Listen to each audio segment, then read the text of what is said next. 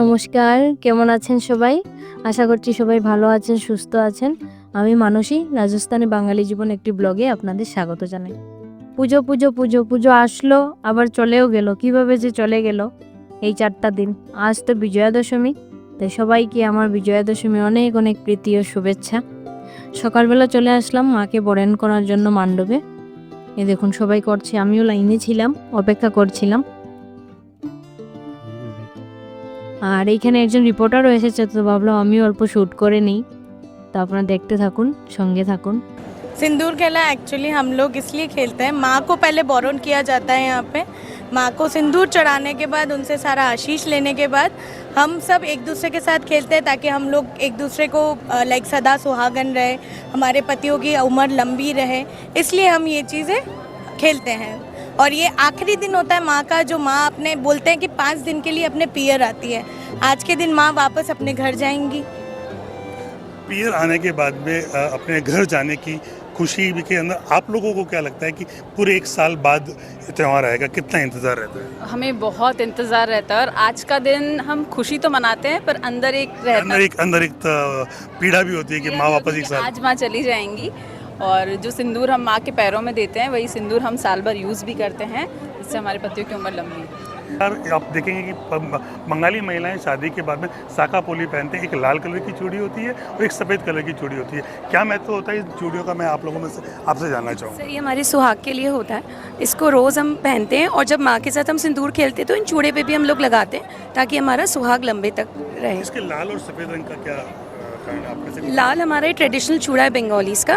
जैसे दूसरी जगह पर सबका अपने अपनी मान्यता के हिसाब से चूड़े पहनते हैं, पर बंगालीज़ इसको शाखा और पोला पहनते हैं, जो शादी के बाद सब पहनते हैं।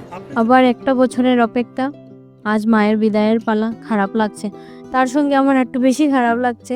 আজ আমি ক্যামেরার সামনে আসতে পারিনি, শ্যুটটা আমাকেই করতে হয়েছে। একা এসেছি আমি, আমার হাজব্যান্ড সাথে আসেনি। তো এখন আমি, আমার মাকে বরণ করা হয়ে গেছে, এখন চলে যাব। তারপর আবার বিকেলবেলা আসবো মায়ের বিসর্জনের জন্য।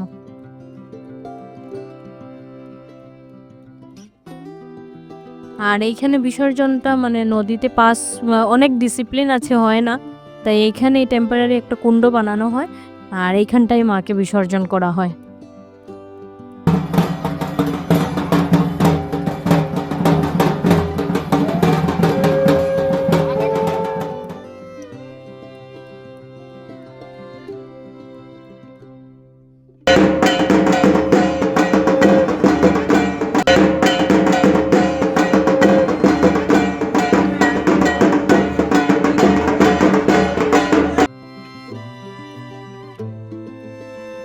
মায়ের বিসর্জন শেষ করে চলে আসলাম রাবণ দেখার জন্য। আর রুদ্র খুব জিদ করছিল যে রাবণ দহন দেখতে যাবে, তাই আমরা চলে আসলাম। আর এইখানটা দেখুন আকাশ, এখনও সন্ধ্যা হয়নি। হ্যাঁ, বিকেল এখন প্রায় 7টার মতো বেজে গেছে, কিন্তু এখনও সন্ধ্যা হয়নি। এখানটা সন্ধ্যা অনেক লেটে হয়, প্রায় 8টা, 8:30 বেজে যায় সন্ধ্যা হতে হতে। তো এই যে চলে আসলাম, রাবণ দহনে এন্ট্রি হয়ে গেছে। আর রুদ্র তো খুব খুশি, প্রথমবার এসেছে রাবণ দহন দেখার জন্য।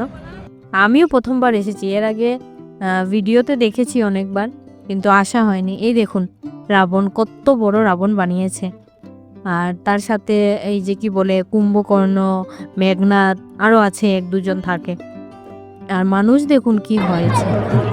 এই জায়গাটা অনেক বড় জায়গা, অনেক বড় এরিয়া নিয়ে। আর মানুষের ভিড় দেখুন। 8টা বেজে গেছে, তাই জ্বালানো হয়ে গেছে, মানে সন্ধ্যা টাইপ হয়ে গেছে, তাই জ্বালানো শুরু হয়ে গেছে। এক এক করে এখন সব জ্বালানো হবে।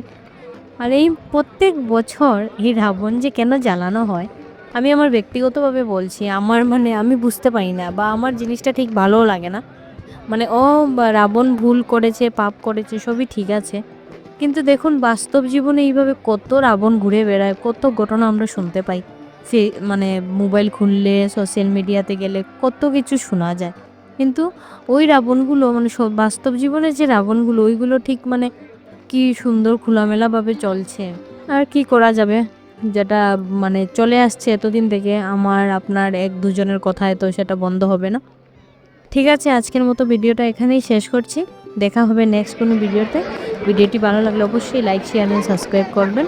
সবাই ভালো থাকবেন, সুস্থ থাকবেন।